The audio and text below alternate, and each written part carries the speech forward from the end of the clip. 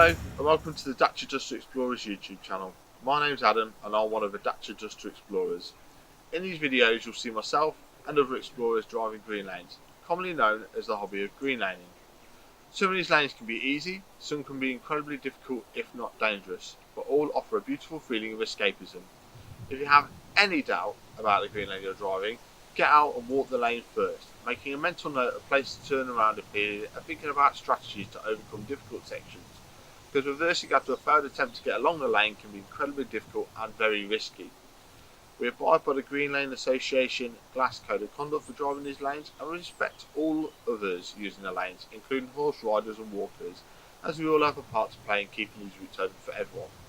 If you're thinking of green laning yourself, please consider joining the Green Lane Association to help fight to keep these lanes open and to help you understand more about this hobby. They also have a Trailwise 2 website which will significantly aid in your planning. Please don't forget to like and subscribe to the YouTube channel to get updates on new videos and check out our previous massive video collection.